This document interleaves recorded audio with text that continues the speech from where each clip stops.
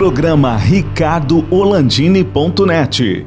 Oferecimento Safe Web, segurança da informação. Exatron, produtos inteligentes. Finger Móveis Planejados, o design europeu com a precisão alemã. E Restaurante Prince. Apoio D1 Telecom, a internet mais rápida do estado. E Publivar On.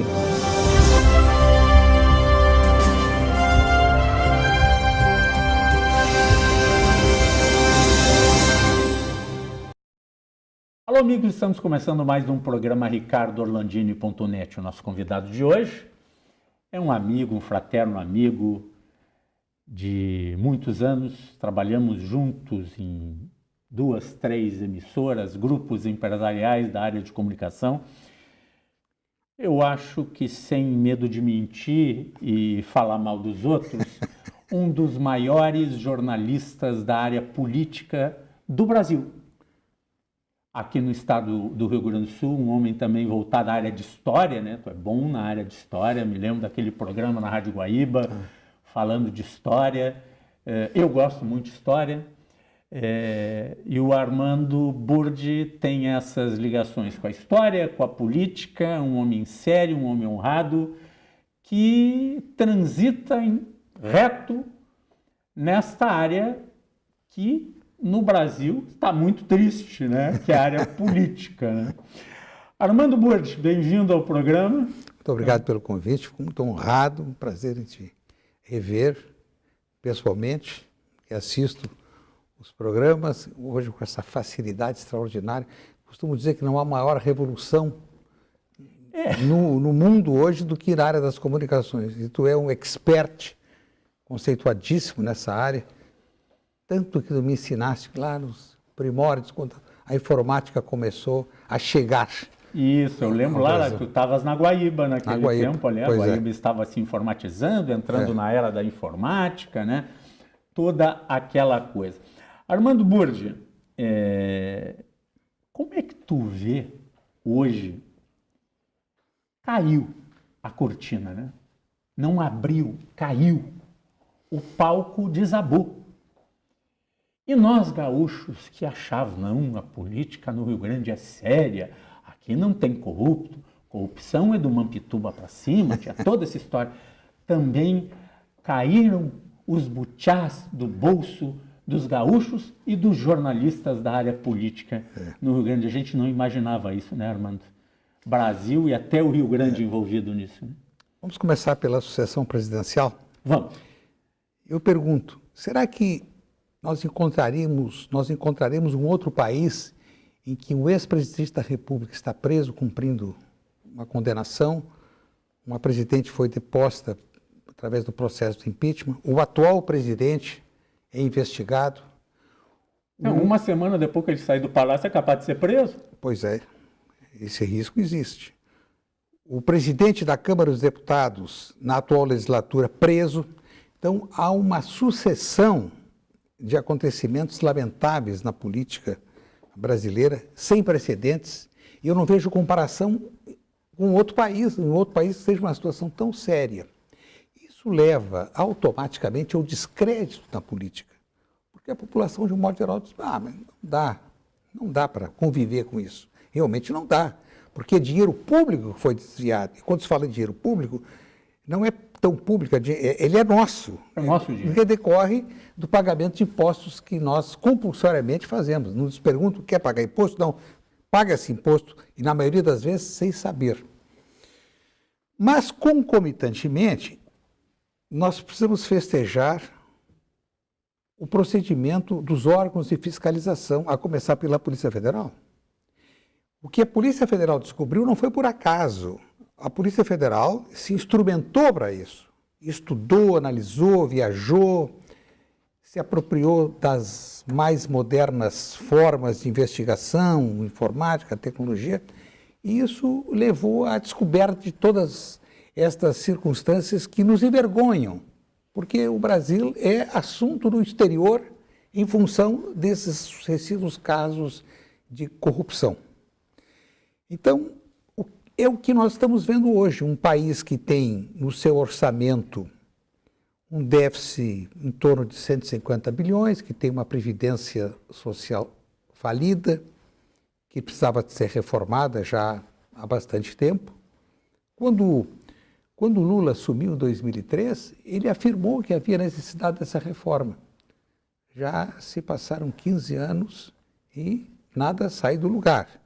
Aliás, o PT foi quem mais se opôs neste ano à realização de uma mini reforma da Previdência que aliviasse o Tesouro Nacional. Porque, no fundo, o grande problema da Previdência no Brasil é a inexistência de um fundo para sustentar as aposentadorias. Ninguém nega a aposentadoria, pelo contrário, é um direito adquirido. O Tesouro acaba pagando, né? O Tesouro acaba pagando, somos então nós. É o dinheiro, somos nós, e é o dinheiro que falta para a prestação dos serviços que compõem o elenco de obrigações, a começar pela educação, saúde, infraestrutura, segurança.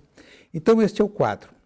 Agora, a perspectiva que eu vejo, ela é também desanimadora, porque dentre os candidatos que aparecem nas pesquisas, pelo menos os melhores, os viáveis, eu não vejo nenhum deles falar sobre questões fundamentais. Vamos continuar endividando o país? Nós já chegamos no pagamento de juros desde o dia 1º de janeiro deste ano a 200 bilhões de reais, só de juros. Isso é incrível. É dinheiro que sai do nosso bolso. E o endividamento continua, é preciso conter esse endividamento ou não? Os candidatos não falam sobre isso. Esse é um problema. Os candidatos não falam, por exemplo, se vão cobrar de países amigos de governos anteriores, dos 3 últimos governos, a quem o BNDES deu dinheiro, deu dinheiro, e esse dinheiro com a promessa no contrato de retornar. Vão cobrar Venezuela, vários países na África, Equador, Bolívia.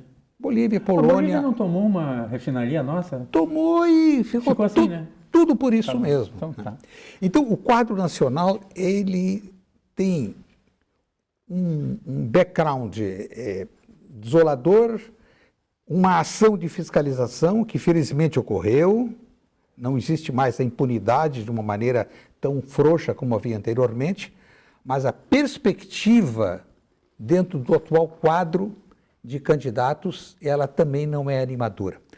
Não é uma situação exclusiva nossa, porque se nós olharmos para a França, o candidato que venceu a eleição derrotou partidos tradicionais de décadas e décadas do poder, ou se alternando no poder, é um jovem que... Emmanuel Macron, que em 1 ano e meio, depois de ter criado o seu partido, se elegeu. Quem poderia imaginar que Donald Trump chegasse ao poder como chegou e esteja administrando os Estados Unidos como se ele tivesse o quintal da casa dele, tomando decisões autoritárias. Andou tomando uns paratiquetes da mulher dele, o negócio das crianças separadas dos pais. Então, a conclusão a que eu chego é a seguinte: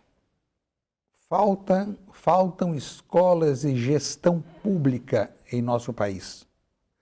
É um profissional bem-sucedido e tal, mas ele conhece gestão pública? Ele conhece contabilidade pública?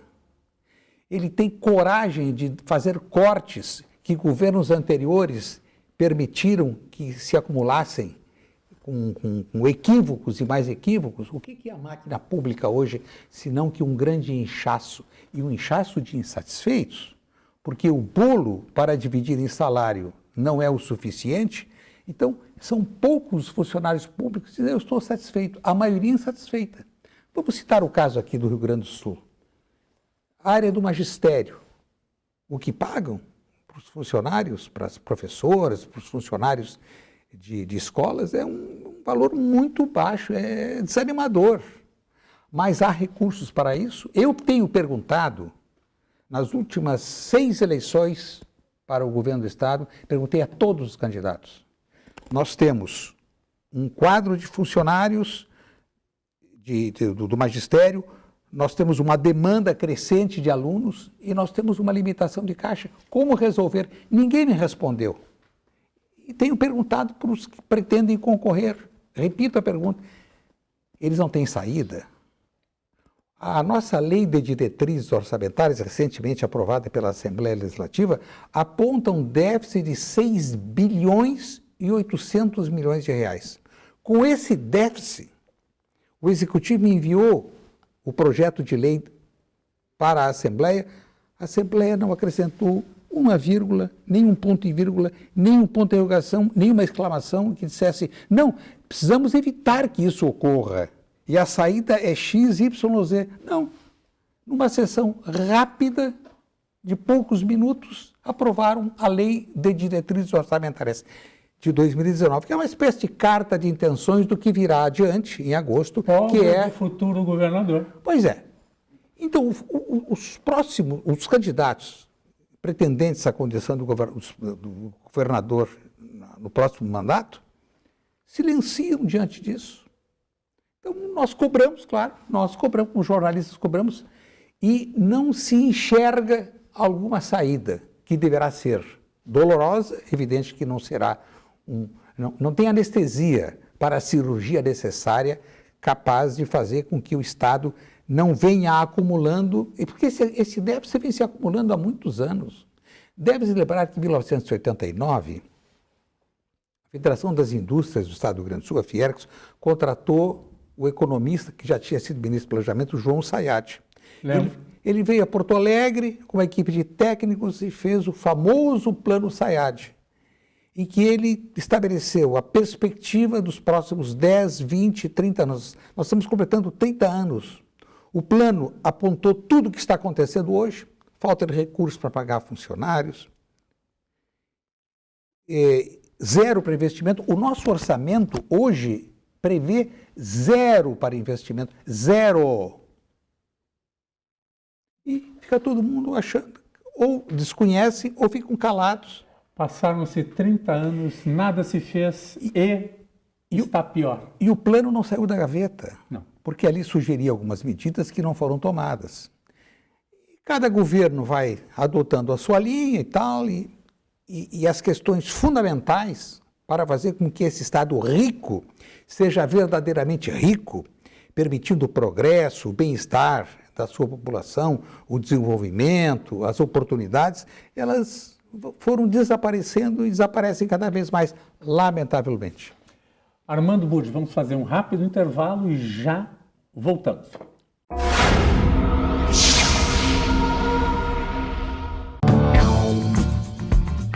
Oi, sou Jean Carlos Santos, diretor-presidente da Datacentrix. Somos uma empresa de cloud computing, especializado em servidor corporativo na nuvem. Nosso telefone é 51 3021 0300 e nosso site www.datacentrix.com.br. É um prazer atendê-lo, será um prazer atender os novos amigos e clientes.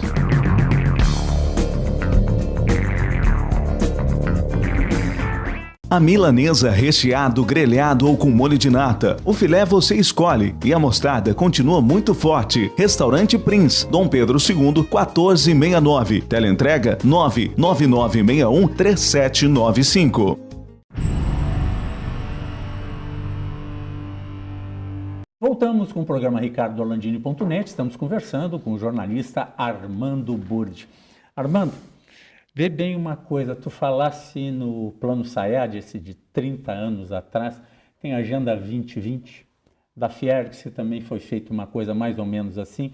Eu me lembro quando o deputado Záquia foi presidente da Assembleia Legislativa, também se fez uma visão para o futuro, não me lembro o nome. Chamava-se Pacto pelo Rio Grande. Pacto pelo Rio Grande, que já alertava de todos esses problemas, transferia para os partidos políticos todos.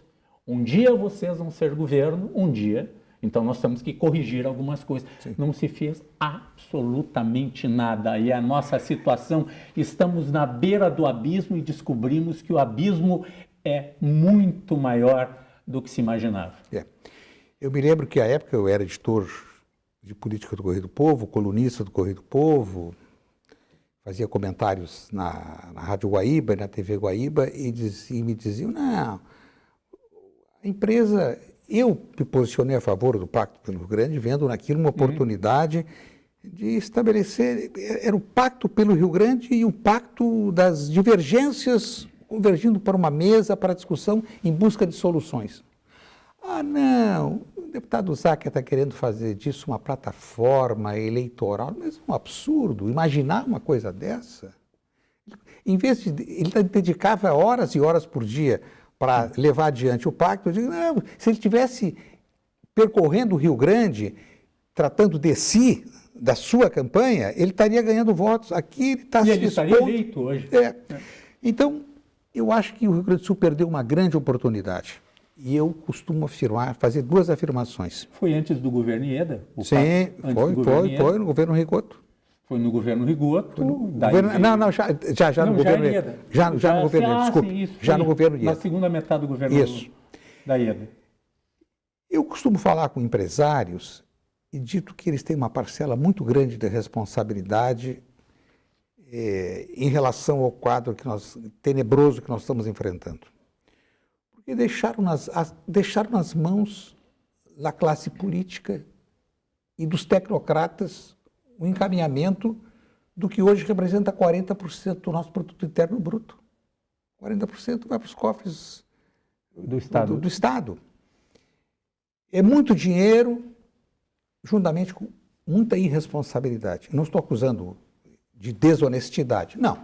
Mas no momento que elaboram o orçamento, os funcionários que elaboram o orçamento, que são técnicos de alta qualificação, eles estão pensando primeiro em preservar o seu. Hoje nem isso conseguem mais. Não. Agora, em 1997, portanto há 21 anos, eu ouvi de técnicos de nível superior da Secretaria da Fazenda, amigos com os quais eu conversava, eram fontes minhas, mas eu conversava com eles, alguns me afirmarem, não sei o que vai acontecer daqui 15, 20, 25 anos, se terei meu salário garantido. Eu achava aquilo um pouco ficção científica. Né? Hoje não é. Hoje é a realidade. Hoje é a realidade. Um Estado rico como o nosso, que não pode o futuro governador, seja quem for, pensar em aumentar imposto. Aumentar imposto, não, que é a saída tradicional. Não, saída tradicional, hoje nós pagamos o ICMS do combustível aqui no Rio Grande do Sul, é 30% da gasolina. 30% do que você paga no posto de gasolina vai para o governo. Direto substituição tributária. E mais, o governo agora recentemente aumentou para 4,72, né? O valor que ele imaginar, não, nós vamos cobrar 30% sobre 4,72. Não é 30% sobre o valor lá na refinaria, não. É sobre o preço de venda. Então, na refinaria está na faixa de 1,95. Isso.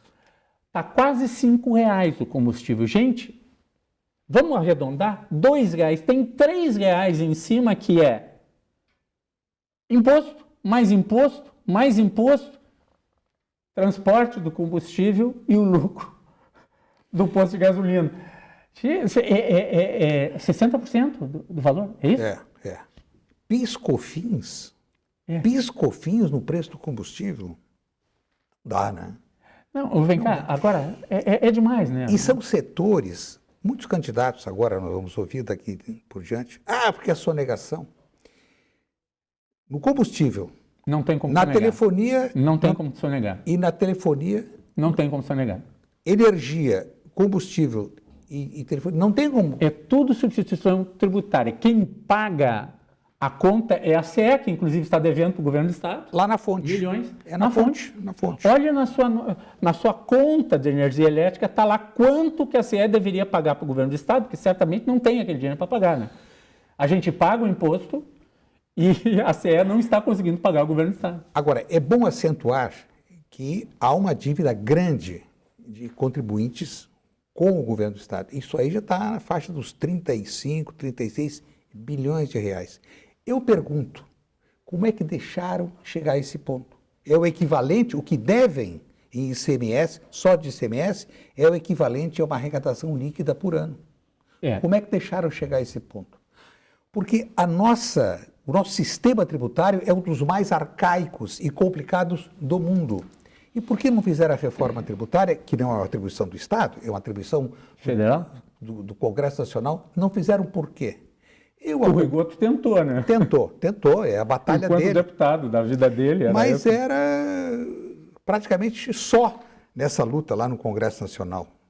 Pouquíssimos entendiam, e os que entendiam achavam que feriria alguns interesses. Bom, de qualquer modo, nós temos essa dívida brutal, existe essa dívida, porque esse dinheiro, esses mais de 30 bilhões, você comprou essa caneta, você pagou 17% de ICMS. Esse dinheiro, o comerciante é intermediário do recolhimento para os cofres do Tesouro do Estado. Ficou no bolso dele. Onde é que estão esses 30 bilhões? Então, é urgente o surgimento de uma comissão séria, não de demagogos. E que execute essas dívidas. Que execute as dívidas, e é um processo. Eu já perguntei para os técnicos, toda vez que há uma entrevista coletiva na Secretaria da Fazenda, eu insisto com a pergunta: desses 30 e poucos bilhões, quantos são cobráveis? Na melhor das hipóteses, entre 15% e 20%. O resto, eles consideram dinheiro perdido, porque as empresas já desapareceram. Não faliram, não faliram. Então, é um dinheiro que deixou de ser arrecadado para aplicação dos serviços básicos. Então, é urgente a reforma tributária, sobre a qual falam lá desde a Constituinte de 88. Nunca saiu do lugar. Eu acho que, por um lado, a pressão de empresários que temem a perda de vantagens, a começar pelas isenções e benefícios fiscais, e, por outro lado, o despreparo dos congressistas. E aí volto a falar que nós temos a necessidade urgente de criarmos escolas de gestão pública. O sujeito é um bom camarada e tal, vão votar nele, ele se elege para um cargo executivo. Não, mas ele fez a escola de gestão pública? Não fez. Não fez nada. Sabe. Não sabe. Então não dá. No máximo, faz o gerenciamento da sua conta bancária e fica comendo pela mão dos tecnocratas. E aí o funil Armando vai Burdes, crescendo. Eu tenho uma informação de que por ano são 9 bilhões de arrecadação que o Estado abre mão. As isenções que foram dadas. Sim. Eu duvido que, se for feito um apelo por qualquer governo aos empresários que têm essas isenções, por mais 5 anos, por mais 10 anos, se for prorrogado esse prazo e reduzir as isenções, nós poderíamos, desses 9 bilhões, reduzir, quem sabe, para só uns 3, 4 bilhões por ano, e já ajudava para pagar a folha, né? E botar... Porque tem gente que tem isenções por 25 anos ainda pela frente, por 20 anos na frente. O Congresso Nacional está para aprovar um projeto que isenta em 20 bilhões a indústria automobilística. Eu pergunto, há necessidade? As pessoas que compram automóvel têm recursos. Sim. Mas que vai gerar... E frotas e motoristas de táxi já não pagam os impostos. Tem um benefício, né? A isenção fiscal, o benefício fiscal, ele ocorre no mundo inteiro. Agora, os países desenvolvidos, que também praticam, beneficiam a produção de alimentos. E precisa ser comprovado. Nós temos alguma comprovação? Qual o benefício lá na ponta, na nossa circunstância? Nós somos consumidores. Nós nem sabemos quais são os setores beneficiados, mas nós temos algum benefício, alguma comprovação de que a isenção do pagamento, o não recolhimento, beneficia a quem? Além do empresário, que tem um lucro maior. Então, são essas questões que envolvem política, técnica, conhecimento, que são questões desprezadas. Eu elogio, enalteço alguns poucos deputados na Assembleia Legislativa que têm batido nessa questão. Mas, olha, é difícil abrir essa porta, porque são circunstâncias que foram se consolidando, sedimentando, e hoje, para romper essa situação, num Estado falido como o nosso, é falido. Quando termina o exercício com 7 bilhões e meio de déficit, olha, Nós estamos ainda com uma vantagem. Nós estamos pendurados por uma liminar do Supremo Tribunal Federal, liminar que faz com que nós não repassemos 400 milhões de reais por mês da nossa dívida, que hoje está em 50 Meu Deus, se e tivesse que repassar isso aí. Não, acho que nós vamos começar a repassar. Vai terminar o prazo. E aí a situação vai ficar pior. Porque a nossa dívida hoje, em 2007 era de 30 bilhões. A dívida do Rio Grande do Sul, 30 bilhões. Em 2017, saltou para 60. Quem acompanhou isso? Qual a origem? Qual o motivo? Tem alguma coisa errada nessa conta aí, né? Tem, só pode ter. Armando Buja, eu quero te pedir uma coisa. Quero combinar contigo e com o nosso telespectador que está nos assistindo. Deixa eu passar algumas semanas aí, nós vamos conversar de novo e vamos ver como é que está o quadro político federal, porque o caminhão está andando, as melancias vão se ajeitando, né? E nós vamos ter uma eleição muito curta esse ano. Muito curta. São 45 dias de campanha e deu. E vamos ver como é que fica essa situação, tanto a nível federal quanto aqui no Rio Grande do Sul. Porque eu vou te dizer uma coisa. Eu e tu, nenhum de nós queria ser nem presidente, nem governador, na situação que está, né?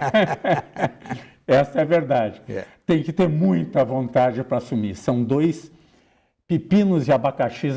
Tem alguma coisa mistura de pepino com abacaxi, hein? Não, mas é a política brasileira. É a política a administração brasileira. Pública brasileira. Armando, muito obrigado. Eu que agradeço a gentileza do convite, prazer estar aqui. Vamos voltar. Contigo. Eu quero agradecer à Rede Pampa, ao meu amigo Paulo Sérgio Pinto aqui por permitir a tua participação aqui, engrandecendo a nossa audiência aqui e iluminando com a tua sabedoria como jornalista muito sério e íntegro que é e que eu respeito há tanto tempo. Obrigado, Armando. Eu que agradeço.